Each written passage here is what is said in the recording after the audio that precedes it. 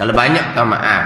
Adapun tuang di sendiri, nanoh di tubuh dia banyak mana sekalipun, nanoh tu maknanya baju dia siapa penuh dengan nanoh sekalipun, kalau nanoh hak sendiri banyak mana sekalipun tetaplah najis tu dimaafkan pada sembahyang.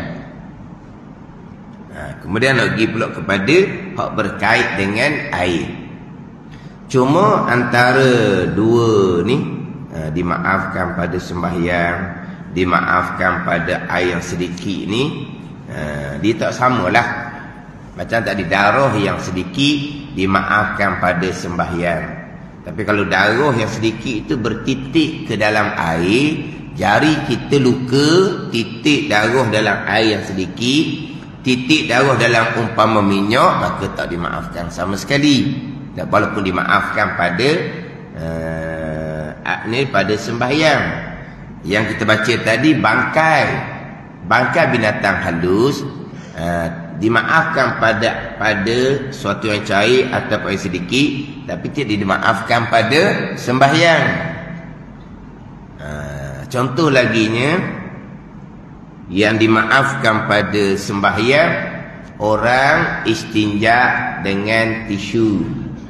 Orang istinja dengan tisu di tempat najis tu ada lagi lah sifat najis. Dia nak hilang sifat najis ni kena istinja dengan air mutlak, barulah hilang air najis, hilang sifat najis. Tapi kalau istinja dengan tisu, dia hanya menghilangkan air najis sahaja. Sifat najis umpama bau tak akan hilang. Istinja dengan air, sifat habis belakalah, bau pun tak ada, apa pun tak ada, warna pun tak ada. Tapi kalau istinja dengan tisu, dia hanya boleh menghilangkan air najis saja. Sifat najis tidak boleh dihilangkan. Tapi dimaafkan pada solat. Sah solat orang yang istinja dengan tisu. Sah jadi imam orang yang istinja dengan tisu, walaupun makmum semuanya istinja dengan air. Pada ni, ada tak kesan najis di kawasan keluar najis tu? Ada lagi lah, tapi dimaafkan pada solat. Adapun pada air yang sedikit tidak dimaafkan. Air sedikit macam mana? Dia ada baftak. Baftak ni wallahu alam lah. Sampai dak sukatan 2 kolom.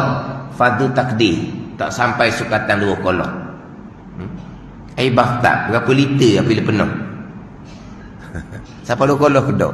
Kalau siapa 2 kolom air baftak, tak ada isu lah. Tak ada isu. Kita fardu takdir kan. Air baftak memang tak sampai 2 kolom. Jadi orang yang tadi istinja dengan tisu, solat, okey. Ada kesan najis di tempat keluar najis tu, dimaafkan. Orang yang sama, yang solat tadi sah, dimasuk ke dalam baftak yang tak sampai 2 kolom tadi, air baftak tu segera automatik dihukumkan najis. Tak ada ni.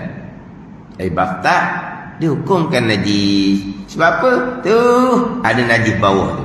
Tadi solat, dimaafkan pada solat, tidak dimaafkan pada air yang sedikit. Faham tak tu? Jadi dia tak sama najis ni. Darah yang sedikit maaf pada solat, tapi darah setitik je, jari terluka, jatuh ke dalam air sedikit, air sedikit dihukumkan najis. Bangkai nyamuk contohnya, kalau ada dalam lipatan baju solat, baju semayang kita semayang, batal semayang sebab bangkai nyamuk, tidak dimaafkan pada sembahyang, tapi dimaafkan pada air yang sedikit. Kita akan bicara nanti air sedikit tu. Jadi orang istinja dengan tisu ni semayang dia okey, comel. Tapi kalau orang yang sama, dia masuk ke dalam baftak, air tak sampai 2 kolom, air itu automatik dihukumkan najis. Ada ni.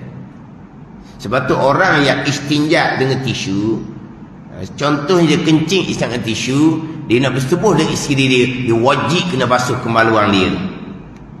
Dia isap dengan tisu tadi, dia solat molek-molek dah, ada apa-apa? Ada apa-apa? Kadang-kadang kita masuk tandas-tandas awam ni lebih selesa dengan isap dengan tisu. Kalau pakai air ni payah mengercik. Sebab kadang-kadang tandas awam ni bukan tandas atas lantai tu, tandas tinggi tu. Payah. Kencing, kemudian ambil air, dia punya air pahit dia tu, air yang jenis nembok tu. Buka je cang gitu tu, hak jenis tu. Nak masuk kencing mana? Nak masuk kencing mana? Meleleh air tu nanti. Mana ni? Kalau tandas atas lantai tu senanglah. Seluar kita sangkut di tu lah, di tempat sangkut tu tak apalah. Kadang-kadang hak jenis kena kencing hak dalam tu, hak tandas tinggi tu. Tak apalah. Tak nak basuh tu dia punya air dia tu, air tu kan. Pada ni. Sekali kita buka tu, Allah. Mengercik habis. Lepas tu mulalah nak semayang macam mana, dia kata seluar dia mengercik air. Mengercik air apa? Dia basuh pula. Mengucik air dalam tandas tu lah. Air najis ke kena di seluar kamu? Tak tahu lah. Tak najis. Jawapan dia mu tak tahu. Dah apa dah? Oh, tapi cakap boleh. Kena uji. Memang tukar seluar lah. Pakai pelekat anak semayang. Tapi hukum pekoh dia. Dia ambil nak basuh kencing tu kan. Dia buka je. Cang tu. Kenalah mana-mana pun. Tak tahulah kena kat mana. Memang akan mengercik di seluar dia ke, di betih dia ke, di peha dia ke. Rasa mengercik. Nampak najis ke tak? Tak najis lah hukum dia. Itu hukum pekoh. Tapi hati perut pun mana? Waswah ada lah. Tak boleh nak ugi. Benda waswah ni cerita mudah je. Tak najis. Itu cerita hukum. Siapa tanya kena? Bergelisau sekali. Berapa lama duk keluar bilik tandas? Duk tengok kena najis ke tak? Duk tengok apa? Dok lah. Tu kata senang, ambil tisu je. Ambil tisu je. Senang lah. Istinjak dengan tisu. Semayang sah semayang. Tapi najis lah. Nak bersetubuh dengan isteri, wajib kena basuh najis yang ada di kemaluan. Jadi hak bekas istinjak dengan tisu dimaafkan pada solat, tidak dimaafkan pada air yang sedikit. Kita pergi pula kepada najis yang ada pada punggung binatang. Najis yang ada pada punggung binatang. Najis yang ada pada punggung kucing. Kucing tidak najis. Tapi kucing tu dia salah makan bakal berok cair. Ada jenis kucing kan, dia comel-comel je. Tapi mungkin salah makannya, jadi berok cair. Jadi ada najis di bulu dia. Ada najis di bulu di punggung dia tu. Maka kucing tu dia naik atas riba solat kita. Kita sedang solat, dia naik atas riba kita. Kita tidak dapat serta-merta tolak dia. Tolak jangan angkat batas semayang. Kalau kita tidak dapat serta-merta tolak dia daripada riba kita, semayang kita batal. Bukan kerana kucing binatang suci. Kerana tahi yang ada di bulu, hak ada di punggung kucing sakit perut lah kita kata. Tak ada ni. Tak mah, semayang kita batal. Hak najis yang ada di punggung orang isap tisu tadi, semayang disah orang tu. Tapi kalau najis yang ada di punggung kucing, naik atas riba orang semayang tadi, tidak dimaafkan, solat dia batal. Berhenti solat, mana buang kucing tu, barulah semayang semula. Kalau tahid tu tak kena dipakai yang semayang dia lah. Tak kena. Tapi kadang-kadang Allah di punggung dia ada najis, maka solatnya batal. Tapi kucing yang sama yang menyebabkan semua kita batal, dia berlari terjatuh ke dalam air yang sedikit satu beldi. Keluar balik kucing tu. Masa jatuh dalam beldi tu, bersekali tak dengan tahi di bulu, bersekali. Tetapi dimaafkan pada air yang sedikit. Najis yang ada di punggung binatang. Pada tu? Jadi orang istinja dengan tisu. Najis ada di punggung dia tu, dimaafkan pada solat. Tapi kalau orang yang sama masuk ke dalam bakhtak, pada takdir bakhtak tak sampai sukatan 2 kolok, air bakhtak tu automatik dihukumkan najis walaupun tidak berubah. Najis yang ada pada punggung kucing, kucing binatang suci. Najis ada di punggung kucing naik atas riba kita sedang solat, solat kita batal sebab tahi di punggung kucing tidak dimaafkan pada solat kita. Tapi kucing yang sama dia berlari-lari jatuh ke dalam air satu beldi, dia pun lari keluar semula, air satu beldi tadi itu kekal suci lagi menyucikan. Walaupun ketika masuk ke dalam terjatuh dalam beldi itu di punggung dia ada tahi sekalipun, dimaafkan pada air yang sedikit tak najis. Air tu kita boleh pakai, kita boleh pakai tu hati perut kita lah pula. Hati perut kita lah pula boleh pakai kedok. Bukan kucing yang ada tahi di punggung. Kucing hok comel-comel pun kalau jatuh ke dalam beldi tu tak pakai dah. Itu hati perut kita tu bab lain, bab hukum ni. Najis yang ada di punggung binatang umpama kucing tidak dimaafkan pada sembahyang. Ada ni? Tidak dimaafkan pada sembahyang. Kita fikir pula bila pula kucing sembahyang. Tu peninglah fikir gitu. Dah, najis yang ada di punggung binatang umpama kucing, najis tu tidak dimaafkan pada sembahyang. Kucing sembahyang juga ke? Dia nak terhibur orang sembahyang lah. Tapi dimaafkan pada air yang sedikit. Tapi pandangan muktamad, najis di punggung umpama kucing tadi tidak dimaafkan bila jatuh ke dalam ma'id umpama minyak. Kucing yang sama dia jatuh ke dalam minyak masuk, tu tak maaf. Tahi ada di punggung dia tu. Itu atas pandangan muktamad lah. Satu pandangan sama saja. Najis di punggung binatang dimaafkan pada air yang sedikit dan juga dimaafkan pada sesuatu yang cair umpama minyak. Ini dalam kitab yang panjang-panjang, yang kitab yang besar, dia panjang lagi bicara bab najis yang dimaafkan pada sembahyang, dimaafkan pada air yang sedikit, dipanjang pembicaraan. Najis tu najis. Tapi ada najis yang dimaafkan pada sembahyang, ada najis yang dimaafkan pada air yang sedikit. Kemudian kita pergi kepada pembicaraan hak bangkai. Kepada pembicaraan bangkai yang tiada baginya darah yang mengalir. Mana apa ni? Bangkai binatang halus yang tidak ada darah mengalir. Apa maksud dia? Dan bangkai yang tiada baginya bagi bangkai darah yang mengalir apabila jatuh ia di dalam sesuatu yang cair atau air yang sedikit. Bangkai yang tiada baginya darah yang mengalir. Binatang ni halus. Apabila tubuhnya terbelah, tidak ada darah yang mengalir.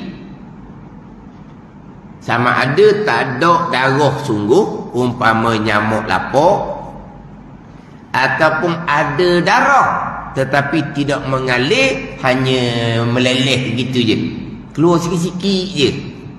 Kalau kata cicak, cicak ni terbelah tubuh cicak, terpancuk tak darah, tak terpancuk. Walaupun tiada darah yang mengalir. Kalau darah mengalir ni, binatang besar terbelah tubuh dia, darah akan terpercik. Itu panggil darah yang mengalir. Makna bangkai yang tak ada darah mengalir ni sama ada tak ada langsung atau ada tapi tak mengalir, tak mengercik. Umpama cicak. Umpama cicak. Jadi bangkai cicak dimaafkan apabila jatuh ke dalam sesuatu yang cair atau air yang sedikit. Ada ni. Tapi kalau bangkai cicak tu jadi hancur, tu lain pula bicara. Ini semata-mata bangkai. Kalau bangkai cicak jadi hancur, dia akan merubahkan sifat air pula. Dia akan merubahkan sesuatu yang cair umpama minyak. Ni kalau kata tengok dalam minyak tu ada bangkai cicak. Bangkai cicak yang belum hancur, yang belum lagi merobohkan minyak ataupun air yang sedikit. Buang bangkai cicak tu, minyak tu kekal suci, air sedikit kekal suci lagi menyucikan. Yang tiada baginya darah mengalir, sama ada darah tak ada langsung, umpama nyamuk lapar tu lah, atau ada tetapi tidak mengalir, tidak memancuk kita panggil. Seperti cicak. Itu termasuk dalam binatang yang kecil. Tetapi kalau bangkai binatang tu merobohkan, tu jadi najis. Yang ni semata-mata bangkai ni. Kalau kata bangkai ni bagaimana? Dia akan merobohkan air. Bangkai lipas. Bangkai lipas, dia kalau lama-lama dia merobohkan, tu dia najis tu bab lain pula. Jadi bangkai, dia bangkai ni najis belaka, walaupun bangkai nyamuk, bangkai semut. Bangkai yang tidak najis, bangkai manusia, ikan dan belalang. Berarti bangkai nyamuk, bangkai semut najis. Tidak dimaafkan pada sembahyang, tetapi dimaafkan apabila jatuh ke dalam sesuatu yang cair, umpama minyak, ataupun jatuh ke dalam air yang sedikit, yang tak sampai 2 kolom. Ada. Bangkai cicak masih lagi dipanggil bangkai binatang yang kecil. Yang mana cicak? Sekarang ni bangkai tu kita dak belah tubuh dia, tengok darah, bukan. Mana kalau binatang ni terbelah tubuh dia, ada tak darah yang banyak yang mengercik? Tak ada. Ada keluar halus-halus gitu je. Tu dia panggil bangkai binatang yang tiada bagi darah mengalir. Tapi masa kita jumpa dia bangkai dalam minyak tu, bukan langsung belah tubuh dia. Kita tahulah, ni binatang halus ni. Kalau semut, ada darah dalam tubuh dia. Bangkai semut kita belah dulu, ada darah tak? Tak ada langsung dah. Tak ada langsung darah, ataupun ada darah tapi tidak mengalir. Itu panggil binatang halus. Jangan kita fikir dah masa dia dibangkai tak ada nampak darah pun. Tu kalau darah dia bila kita belah tubuh dia. Sekarang ni kita tak tahu cara belah tubuh dia, tapi tahu dah lah, ni bangkai binatang halus ni. Kalau masih hidup, kalau terbelah tubuh dia, terputus tubuh dia pun, kalau ada darah pun darah gitu-gitu je. Itu dipanggil bangkai binatang yang halus, yang tiada darah mengalir. Itu makna bangkai binatang yang tiada baginya darah yang mengalir. Tak ada darah langsung, ataupun ada darah tapi sikit-sikit yang tidak mengalir, yang hanya mengecik itu jadi daging binatang yang terbelah tu. Umpama cicak lah. Itu termasuk dalam bangkai binatang yang tiada baginya darah yang mengalir. Tengok dalam nira ke, dalam koagula ke, Allah ada bangkai cicak. Dia tidak menajiskan. Dia najis memang najis lah bangkai. Buang bangkai tu masalah boleh makan. Kalau gula kita tak mau makan, tu hati perut kita nak bicara tu ni. Bicara najis ke tak koagula tu. Kalau kita tak boleh makan, lain makan. Senyap sudah lah. Dah dimaafkan boleh. Kalau gula sekawah apa pergi buang, rugi banyak mana tu. Sekarang ni kita bicara bangkai. Kita bicara bangkai.